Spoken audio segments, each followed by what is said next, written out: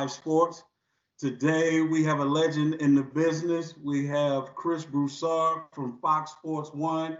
Also, he's been on Undisputed with Shannon Sharp and Skip Bayless.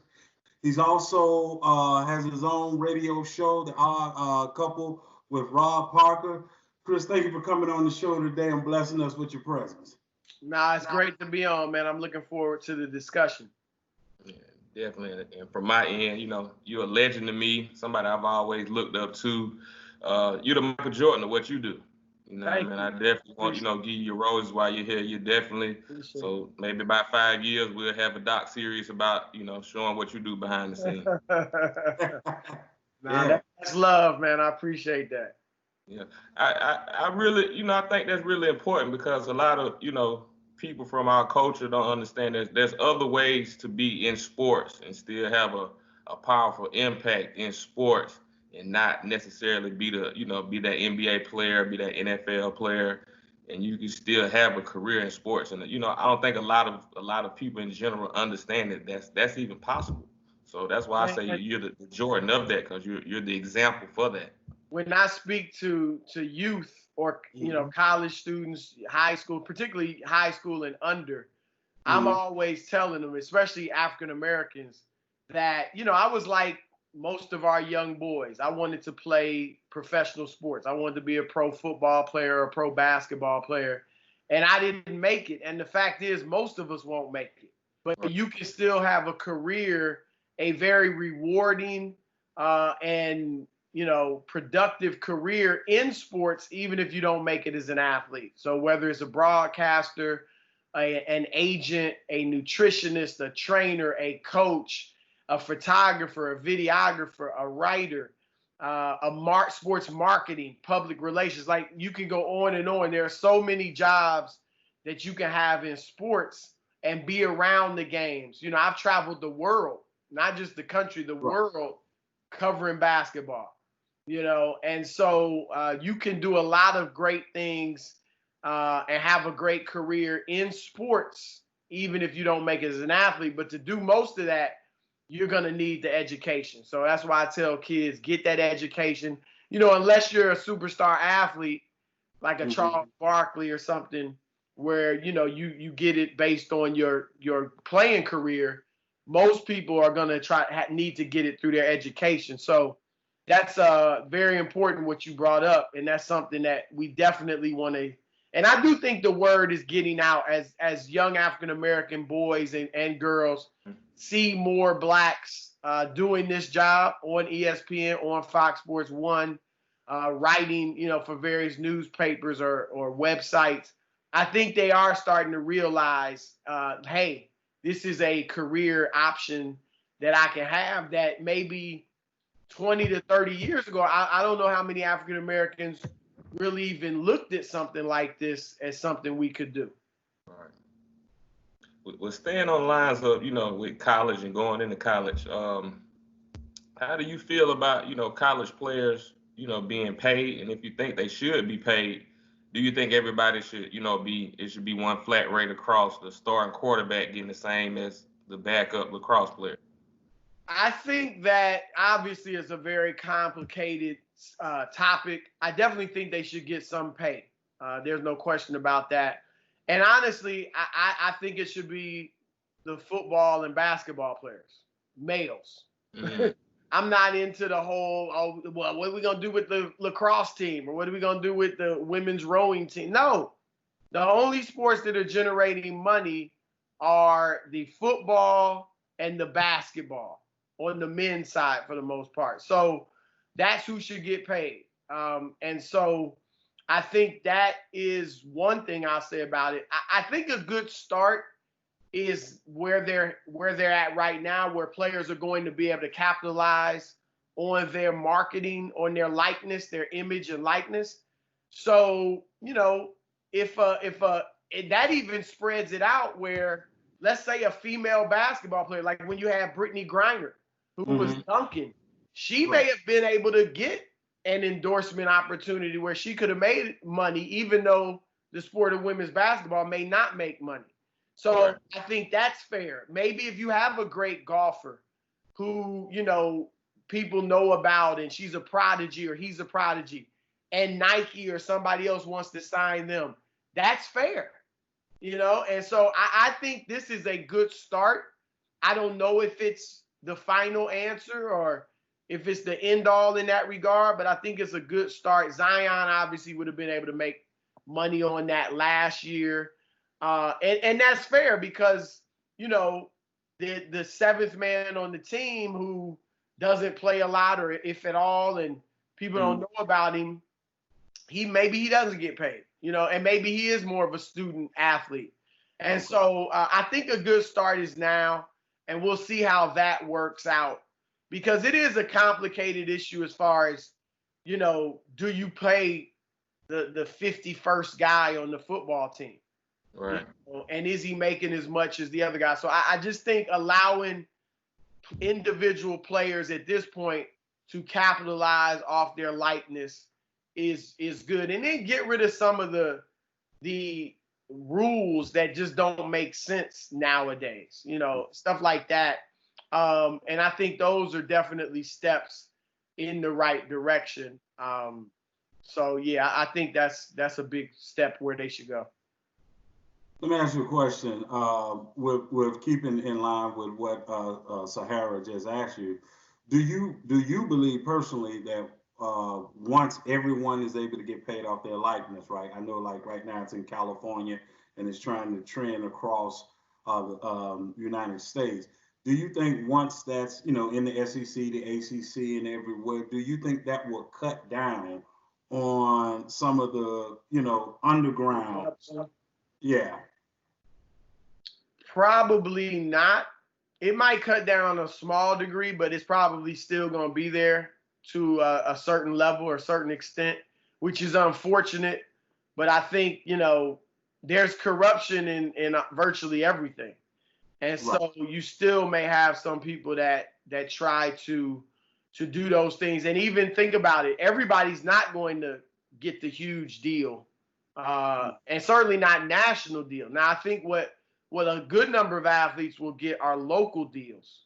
Okay. And, you boosters could pay some of the local dealerships, car dealerships, whatever it may be. Yes. So you can pay this guy a little more. So there may be stuff like that, but that's kind of capitalism, And so I think it'll definitely be more honest than what we have, what we've had in the past. So, like I said, I think it's a step in the right direction, and it needs to go, to your point, national. And it should be the case for all college athletes. And again, that helps. You can't say that's unfair, because even athletes in some of the less popular sports be able to benefit off things like that. Right. When I was in school, if I was a prodigy, if I was an engineering prodigy and a company wanted to hire me, and I'm not an athlete, they wanted to hire me and pay me, that wouldn't have to interrupt my college, studies. Right. Or if other students can get paid off of their abilities, why can't athletes? I agree. Well, with the times that we're in right now, everything COVID, so on and so forth, how do you feel like what's the best way to move forward? Do you feel that we should just wait and kind of see what the NBA does with this whole bubble situation and just kind of let it play out that way? Or how do you just feel just with sports moving forward? Like, as far as should they start? Yeah, should they start? Should they not start? Or I think they're doing the right thing. It's fine to give it a try, as long as they're going to be responsible about it. I think the NBA has done a good job of putting something in place that's healthy and safe for the players. That's what all the doctors have said, that, they've kind of done a really excellent job with the bubble. And if it doesn't work out and too many players come down with it, then I wouldn't blame the NBA. It was kind of like there's just nothing you could do. And the NBA is fighting that same battle that the rest of the economy is fighting, and that is, how do you balance it between the need for money in the economy and the need for safety and health. Because whether it's the owners or the players, make no mistake, the number one driving force for this is money. Right. So obviously, a guy like a LeBron James and the LA Clippers and these teams that have a shot to win a championship, they really want to play. They want closure to the season, and they want a title. Or LeBron certainly wants another chance to win a title, especially at his age. But the money aspect is huge in that owners want to get that television money so the profits for this season don't plummet completely. And the players understand that if they don't play, then next year's salary cap will really drop dramatically. It's going to drop, obviously, regardless, but it could drop dramatically, and that could affect their salaries going forward for the next several years. So all of them are motivated by money. And as long as there's a balance there with health, then I think give it a shot. And, if it doesn't work out, so be it. I saw this morning that they, I think the voting will be done for, Rookie of the Year and MVP and all those things. So they really don't have a chance to try to add to that. Yeah, because it's only fair because 8 of the teams aren't playing. So what if a Rookie of the Year candidate was on one of those 8 teams? You know what I mean? Or any of the other awards. So who do you have right now, as far as being the NBA's MVP? I got Giannis Antetokounmpo. I think it's pretty cut and dry. Obviously, LeBron is number 2. He's had a great season, but you don't grade on a curve. Everybody throws into the argument for LeBron in his 17th season. Wow, okay, that's not a part of the equation. That doesn't matter. And so he's having a great year, but the things that helped LeBron win the MVP when he was in Cleveland, when they won 66 games and 60 games, Giannis is doing the same exact thing. He's the only superstar on his team. He's leading them to the best record in the conference, if not the league. His numbers are incredible. He's doing it on both sides of the floor. And one of the criteria that I use, one of them is what help you have. Who else is on your team? Look at Shaq and Kobe. They have 2 MVPs combined because a lot of times they canceled each other out, unfortunately. Right. So when you have that type of superstar teammate, it can tend to work against you. Look historically. Like I said, when LeBron won his in Cleveland, when Derrick Rose won his in Chicago, those were large parts of the argument. They did it by themselves. Well, now LeBron's got Anthony Davis. There's no Anthony Davis on the Bucks. Nothing even close. And Giannis obviously is doing it more on this defensive end than LeBron. His offensive numbers are better. Obviously, LeBron's got the assists, but outside of that, Giannis, has him beat. The Bucks team is terrific on offense and defense, obviously because of Giannis. So there's really, to me, it's fairly cut and dried. And I believe from talking to different media members and polls and things I've seen, that Giannis is going to win it going away. Oh, wow, okay. Well, staying on just in basketball in general, or just any sports, with the time that we're in, as Black athletes, do you feel that, should they make a stand, or should they, kind of follow up on the Kaepernick type way with all the killings and things going on? Should they just stick to being athletes, play basketball, and let the politicians and other people handle that type of scenarios? I've always felt that our Black athletes need to speak out and need to be about action to help our people, because I've said this before, I believe that Black athletes have more power to force and create change in society than any other group of Black people in America. And that includes politicians. I mean, you saw how Barack Obama's hands were tied even when he was president. Yeah. And so And to me, what makes the Black athletes so powerful is that, number one, they are the wealthiest African Americans. You know, if you look in Forbes' top 10 list of wealthiest African Americans, most of them made it through sports or entertainment. Right. And there's several athletes in there. I'm not saying every one of them has, but as a whole, they tend to make more money than any other group of African Americans for the most part. Number two, they're very well connected to corporate America. You know, McDonald's wants you to endorse your product. Nike wants you. That gives you power. That gives you leverage. Oh, you want me to endorse your product? What are you doing for Black people? What are you doing for the people in my community? You know, so that gives you power. And number three, they're the most beloved African Americans or Black people on the planet. You know, white kids are growing up. White kids who will likely one day be in powerful positions, can impact African Americans through hirings, through laws.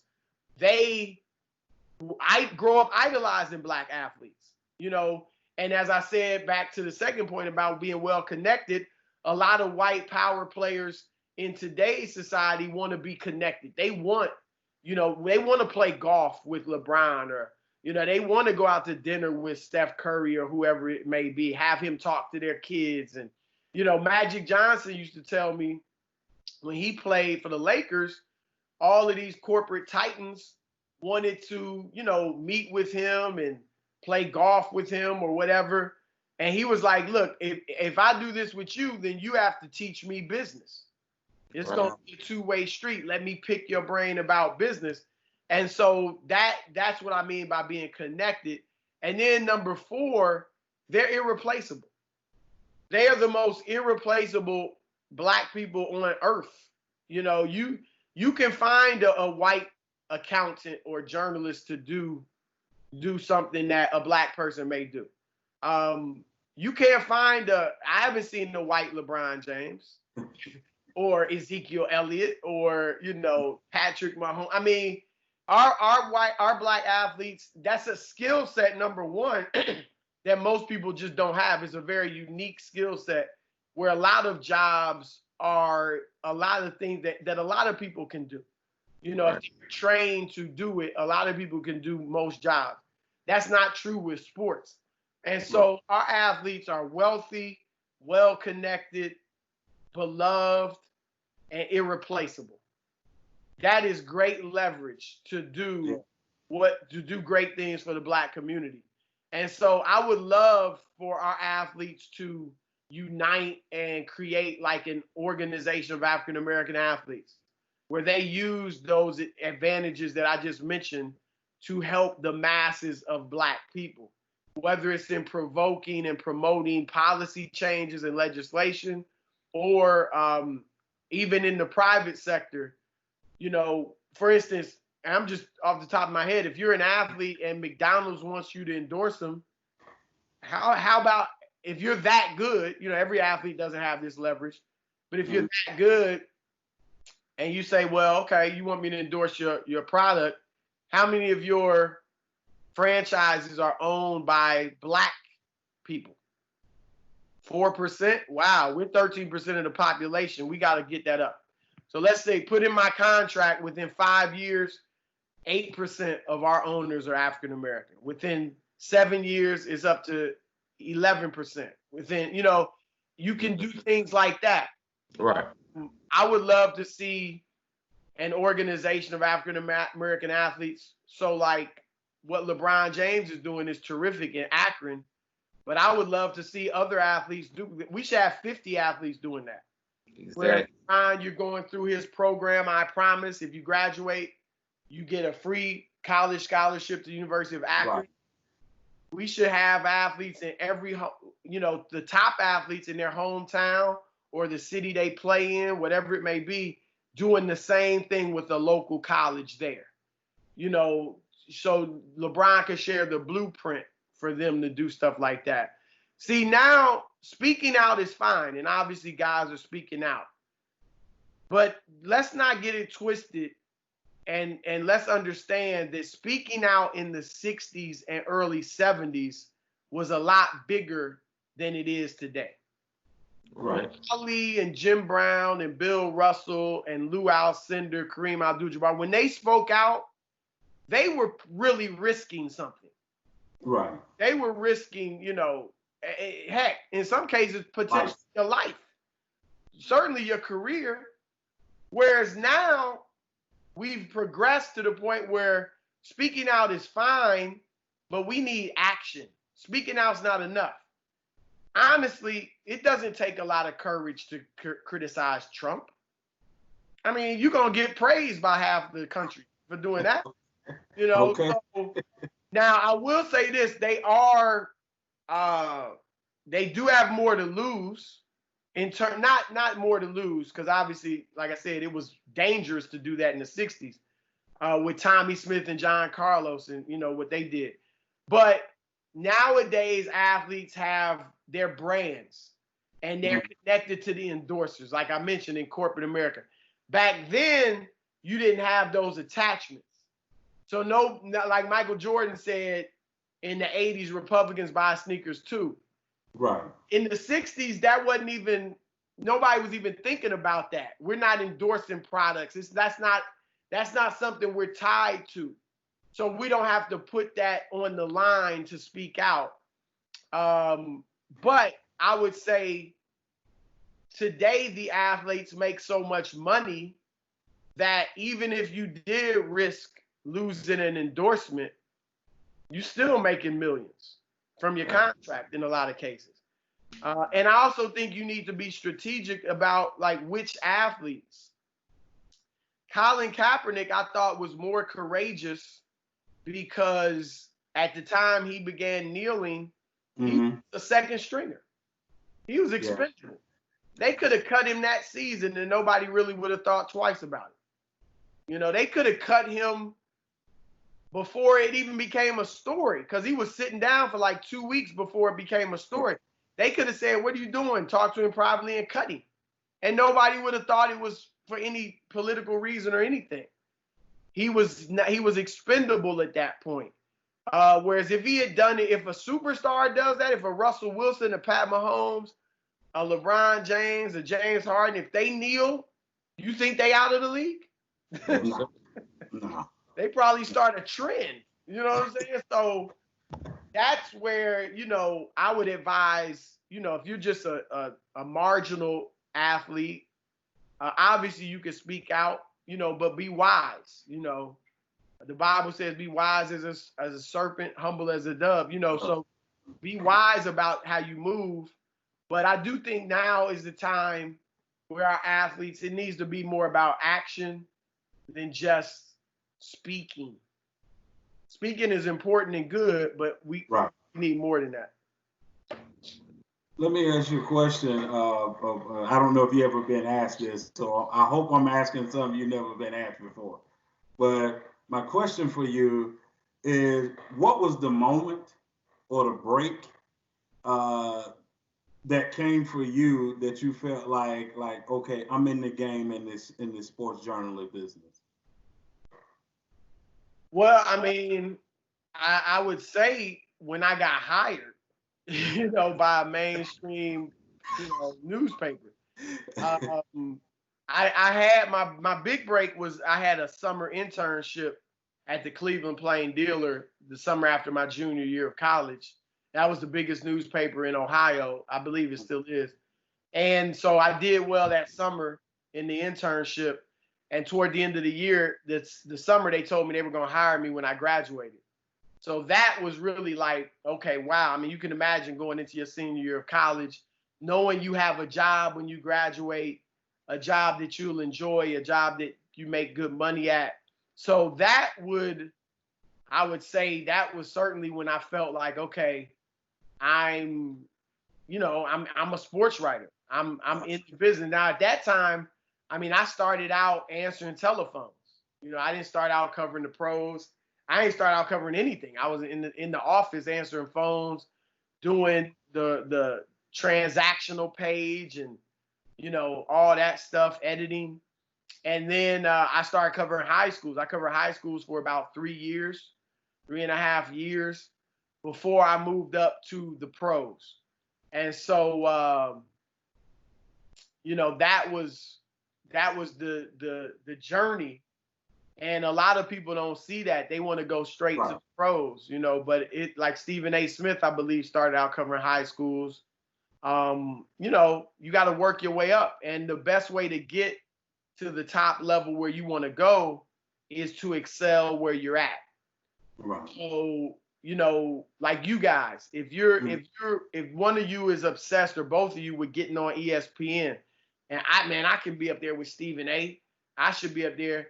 And if that's good to have a goal, but if you're so focused on that you're not even putting all the effort into what you're doing now, you'll never get there.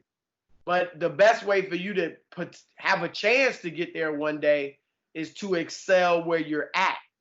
So when I was covering high school sports, if I was I should be covering the pros. Oh, man, my boy, he already covering the Packers, and he my age. Why am I still sitting here covering high schools? And I'm not putting all into the high school sports. Right. I'm never gonna get to the pros.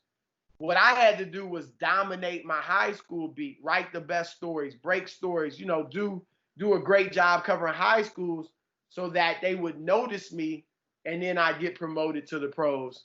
And so that's what I did. So that's what I would say to anybody trying to get into the game. And look, it's hard. It's obviously a limited number of jobs. Sure. Very intense competition.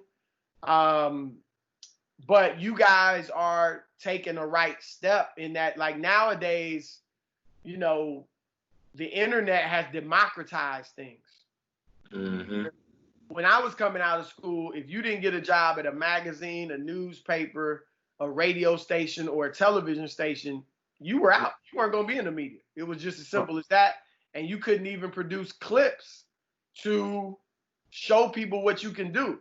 Whereas now, you can create your own podcast, create your own website, create your own blog, and write things and create clips and video clips that you can show people at the bigger mainstream networks what you can do, or even just build up your own. You may even be able to build up a big following on your own, and that can either help you go to another network, or it can help you just build up your own thing and keep doing your own thing, but making money at it. So, you guys are definitely doing the right thing in this regard. Well, we appreciate that. That's big coming from you, Chris. We appreciate that. And what I would say, add to it, is you have to figure out a way, like, whether it's being unique or what is it, because obviously a lot of people are doing this. So what is it about yours that's going to get you noticed? What is it about yours that sets you apart from everybody else that's doing a podcast or something like that? So those are things to think about. Like, remember the rappers when they used to sell the records out of their cars? Mm-hmm. Well, everybody wasn't going to make it that way, but a few that had something special about them or something unique about them, they were able to do it that way and turn it into a big career. So, think about something like that. That's the plan. So that insight of what you're giving us, that's kind of what I feel like to set us apart. We do, it's RAPLife, sports, music, and health. So my brother's a doctor, so we got the insight of the doctor, to facilitate to the players, or like Kawhi Leonard by, having your own doctor, getting another doctor's opinion. So we definitely trying to bring it full circle and asking questions that we just, I watch sports all the time. We just don't hear. And how you giving us insight and giving the younger generation insight on things that they can learn from. So that's what we're trying to, what would set us apart, as opposed to, debating about who's the greatest, so on and so forth. But we can have good, genuine conversations with men that just us talking and the people watching, that they can gain something from it and can learn from it. So that's, trying to set us apart. So appreciate that. My next question, what do you feel is the best era in sports? Is it the 90s? Is it now? Was it the 60s, the 70s? Like, what's the best era in sports? Wow. That's a tough one. Because I think it differs for different sports. obviously boxing was the 70s. Yeah. You know, with Ali, Foreman, Frazier, you know, and then, you know, even the 80s was good too, because you had Sugar Ray Leonard, you know, Thomas Hearns, Marvin Hagler, Tyson was beginning to come up. And so I think boxing certainly was better back then because they fought each other. Mm-hmm. I mean, they fought each other. You know what I'm saying? Like, it was no ducking and no waiting and no, you know, all that. So that was better. As far as basketball, I'll say this. The athletes, the players today are more athletic than ever. True. I don't think that's even debatable. Their handles, their ball handling is better than ever. Mm-hmm. Some of it, not with everybody, but some of it because they let you carry. You know, they carry a lot of times. So their handles are better. They certainly shoot the three better. Yeah. Because obviously they practice it more. Although back then you did have a lot of really great three-point shooters. Joe Dumars, Chris Mullin, guys that shot like 38, 39% from three, but just didn't shoot it a lot, you know? And also back then, I've had ex-players tell me that not only are guys shooting the three better today because they shoot it more and they practice it more, but you're encouraged to shoot it. Mm-hmm. Whereas back in the day, they're like, look, and I'm back in the day, I mean like the early 2000s. It was like, if you take a three, it better be a great shot. Right. Like, because if you take a three and you miss it, your coach, your teammates looking at you like, dude, what are you doing? If you miss 2 threes in a row, they like, throw the ball inside or move in, go to the mid-range, or the coach is taking you out. Mm-hmm. So it was more of an apprehension. You didn't even have the freedom to just take threes at will like you do now, which obviously adds to your confidence and your, you know, comfort in shooting the shot. And so, so I'll give them all of those advantages today. What they don't do as well, obviously there's no post play hardly. There's very little post play.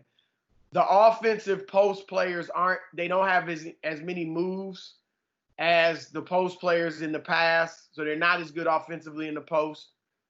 They don't defend the post as well because they're not used to it. They never do it. Right. Point guards, a lot of point guards don't really know how to make great post entry passes. So there's all of that, you know. They don't play 5-on-5 basketball as well. They don't play team basketball, getting all 5 players involved as well. And if you notice, the teams that do have success. When San Antonio ran through Miami in 2014, they didn't have more talent necessarily. They were old. I mean, Duncan was at the end. Yeah. Parker and Ginobili were old. Kawhi was a pup, so he wasn't fully where he's at. But they played 5-man basketball, you know, and the team basketball which combined with talent and skill. Golden State. Draymond was a 2nd-round draft pick. Yep. Steph was at Davidson. You know, Klay Thompson was a low lottery pick. So if you lined up LeBron, Kyrie, Kevin Love, Steph, Klay, Durant, or Draymond, I mean, you gonna pick this 3 all the time. Yeah. Kyrie and LeBron, right, on talent. But what made Golden State the juggernaut before Durant was that they played team basketball. They moved the ball, and that's so unique today that you can win a ton of games just playing like that. And some of it's the game has just changed because, you know, back when I played back in the 80s, 90s, early 2000s, you came down as a point guard and you ran plays. Exactly. Came down, kicked it, ran through, cutting, you know, running the flex, whatever it might be. Everybody's moving. Whereas now everything is high pick and roll and drive and kick. So when everything is high pick and roll, I'm running high pick and roll, and all the other players are just spreading the floor. So if I don't have something coming off the pick, I got somewhere to kick it, right? Right. That's not really, you're not learning team basketball. You're not learning how to move without the ball. You're not learning how to go set screens unless you're the pick man. And, as the ball handler, you're not learning to pass and move and cut and things like that. And so it's not all the players. It's just the way the game has changed in that so it's so much high pick and roll. And if it's not high pick and roll, it's what? Drive and kick. Mm-hmm. So if I drive and either I'm shooting or I kick it out, I have to know how to play 5-man basketball. I really have to know how to play 2-man basketball, or 3-man ball. So that's, and I just think that the 5-man ball is more effective. Of course. Because everybody in 5-man basketball, generally, everybody's able to, if you got really good players, they're all able to kind of play to the top of their game. Whereas if it's high pick and roll and drive and kick and 1 or 2 players are dominating the ball and creating all the plays, then everybody else can't play to the top of their ability. You saw LeBron, as great as LeBron is and as unselfish as he is, when 3 guys ain't going to excel with LeBron. It's only going to be 2. He was in Miami. He and Wade were able to get his. Bosh had to become a glorified role player because LeBron was going to create everything or Wade was going to create everything. And so Bosh had to just kind of stand out by the 3-point line and wait for the shots. By the time they left, he was averaging 16 and 6. Kevin Love, same thing. So Kyrie could get his, LeBron could get his, but Love had to become a glorified role player.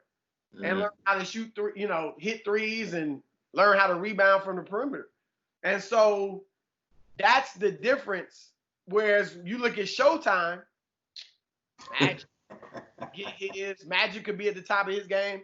Kareem could play to the top of his game. Worthy could play to the top of his game. Byron Scott could play to the top of his game. You look at the Celtics, Byrd could do his thing. McHale, Parrish, everybody was eating. Yeah. And that's the difference in that. And even in Golden State, when Durant went there and for the most part fit in, it was a little pushback toward the end of him wanting to be ISO and all that. But for the most part, Steph, Durant, and Clay, they all was getting theirs. And Draymond could do what he does, So 5-man team basketball, I think is going to beat, 1 or 2-man basketball, where one guy's kind of creating everything. I actually think that with LeBron, it's similar to Wilt Chamberlain. Like, Wilt Chamberlain is arguably the greatest player ever to play. Mm-hmm. So you don't hear him in the arguments because he didn't win enough. But why didn't he win enough? Because Wilt was a one-man show for the most part. Where Wilt went and played, everything went through Wilt. But notice the 2 years he won championships, that wasn't the case. The first year he won a championship, it was the lowest. It was like his 7th or 8th year. It was the lowest scoring average he had ever had in his career. It was 24 points a game because he was playing more team ball, and they won. And then the second year he won his championship, he only averaged 14. And it wasn't like he couldn't ball anymore. He averaged like 19 rebounds. He averaged a good number of assists. His shooting percentage was still high. He just wasn't shooting as much because he was blending in with the team, and Jerry West and Gail Goodrich were the leading scorers. But team ball, he didn't win it when he was averaging 50 and 44 and 38 and all that. And even Jordan, when he was a one-man show in Chicago, 30, 37 a game, 32, 8 and 8, 35. He didn't win it those years. As great as he was, he won it when the triangle came, and now we're playing team ball. You still the man, but everybody's touching it. Everybody's moving. Watch Jordan. He did not dominate the basketball. like LeBron, Steve Nash, Chris Paul, Dwayne Wade, most of the stars today, most, not all, but they over dribble. Yeah. That takes away from, if one dude dribbling for 15 seconds, 20 seconds, that's taken away from the team, the movement. You know, Jordan he shot a lot. Right. So people get it twisted. Oh, Jordan shot 27 times a game one year, 24 times. He shot a lot, but he didn't over dribble. There were many possessions you come down, he don't even touch the rock. Or when he gets it, 2 dribbles, Bang. go up, right? Or I ain't got nothing, I'm moving it. You know, 3 dribbles. BJ Armstrong once told me, he said, Michael learned how to dominate the game in 3 dribbles or less. Wow. And what that does is everybody else gets their touches. So when it's time for me to shoot, I'm in rhythm because I'm involved, I'm active. And mentally, I'm feeling like I'm more a part of it. Mm-hmm. And LeBron, as great as he is, and obviously he's very unselfish. Right. LeBron's like becomes a one-man show. It's like I say there's systems. There's, you know, the high pick and roll, there's flex, there's motion, there's Princeton offense, there's the LeBron, you know. Because he becomes the offense. Meaning he creates all the offense. You know, I mean, even before he was playing point, 60-70% of the time he's bringing the ball up. And so he's creating everything. If he scores, or he kicks it to the guy that shoots and scores, or he gets the hockey assist, but everything is created through him. And that shows how great he is, and that enables him to lift any team. One thing he has over Jordan, I think LeBron could lift, like LeBron could do more with less. Like LeBron could take a lesser team and make them great to an extent that I don't think Jordan even could. But there's a limit in that, because who's been LeBron's nemesis throughout his career? San Antonio. Why? They play team ball. So now you got one team where one guy's creating everything, you know, not that he's shooting all the time, but he's creating it, you know, and the other team where everybody's getting involved, is moving. And who else was a nemesis? Golden State. You know, so LeBron individually is, I mean, obviously phenomenal and great. But I think I always say, had a Popovich, a Phil Jackson, maybe even a Pat Riley, gotten a LeBron early in his career and gotten him like, look, you're gonna fit into the system rather than be the system. I think LeBron will have more championships. Look at Kawhi. And I think Kawhi is going to win this 3rd this year. I think the Clippers going to win it. Kawhi ain't the system. Nope. Kawhi just fits in. And that's why it's easy. That's why Toronto, he could miss 22 games. And then when he came back, it was like nothing. He was never gone because he's just dropping into the system. Same thing with the Clippers. He's just dropping in, but he's great. But he's just, you know, he's not dominating everything. And so that's where I think, you know, that's a long-winded answer to your question. No, it was beautiful. No, it was beautiful. It was beautiful. You know, yeah, so I actually think with the 3-point shot, I think the NBA has to keep an eye. I might be wrong, but I think you got to keep an eye on the game, because if the game becomes all paint shots and 3-pointers, I think that's a problem. I think sports are better when there's a variety and versatility. So in football, I don't want 3 yards in a cloud of dust, and I don't want the arena league. I want some passing and I want some running. You know, in baseball now with analytics, it's a lot of either home run or strikeout. I don't want all homers or all strikeouts. I want homers and strikeouts, but I want stolen bases. I want manufacturing runs. I want some singles, you know, things. That's variety. In basketball, like Mike D'Antoni, he wants paint shots, 3-pointers, or free throws. That's it. And I don't think that's best for basketball. I think it's best when you got some three-pointers, some fast breaking, some post play, some mid-range, and all that. And so if the game ultimately becomes all threes and layups, then I think they need to consider cutting off the three-point line at the free throw line extended. And so you wouldn't be able to stack 5 guys or four guys around the three-point line. And so that would bring back post play. It would bring back mid-range play, and you still would have the 3. 3-point. Good answer. Good answer. That was beautiful, man. Because here's the thing, and you guys, if you still playing, I'm getting to the point where I'm pretty much not playing. No more. No. Yeah, I'm up there, but when you like, as athletic as these young kids are, like just when I go just play open gym or something, I can still get mine doing old school stuff, going in the post, shooting mid range, because all these dudes want to do is dribble, and shoot threes.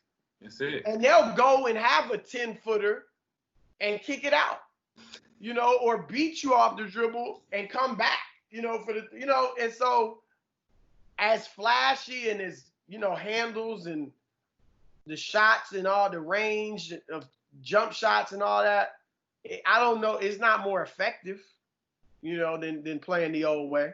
It just looked good. You're right. It looked like you handling it, but you really hurting your team. You handling it for 15, 20 seconds, I call it the James Harden. And look, I say Harden, because a lot of people hate on Harden. Harden is great, man. I mean, the dude, because y'all, if you played ever, I have so much respect for him because of how I know how hard it is to just one-on-one shake somebody up. That in a lot of cases is more athletic than Harden, right? Yeah. And he still can shake you up enough with his handle, his feints, his slides, his step back and all that to create space for that 3 or go by you. Like he's a bad boy, but yeah, I mean, is that style going to win a championship? We'll see. Likely.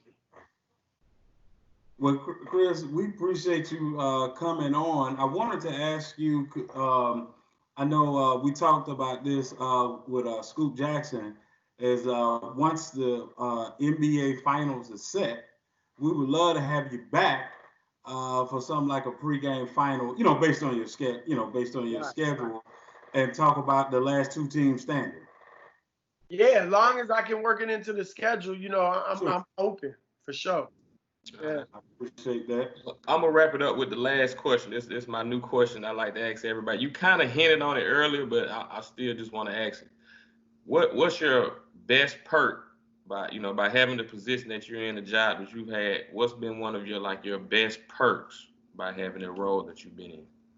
Oh, there's a lot. I mean, you obviously you get to go to all of the big events. I've been to several NBA finals, all-star games, baseball all-star game, World Series. So going to all those events is awesome. That's one thing. Meeting, obviously, legendary athletes is terrific. And even heroes that I grew up, Dr. J, Magic Johnson, Kareem, like guys that I watched as a kid, having been able to meet them and get to know some of them. And so that's a perk. And I think now I don't do it as much, but the travel has been great to, I've been to Kuwait in the Middle East. Wow. I've been to Africa, Senegal, the country in Africa. I've been to Rome, Spain, Vancouver, Toronto, every major city in America. So that traveled, all just covering basketball. So those experiences, man, that's a great perk because travel really broadens your horizons and gives you perspective, and obviously you just have some great experiences. So I would say to travel at the height, because I don't travel as much anymore because I'm usually in studio for TV or radio. Sure. But that was always one of the great perks. Well, again, we appreciate you for giving us your time, blessing the whole RAPLife Sports. Everybody that's watching this episode, make sure y'all subscribe, hit that button so y'all aware. This will be dropping soon. Again, thanks to the legendary Chris Broussard for being on. And with that being said, everybody from RAPLife Sports, be blessed and be fresh. RAPLife.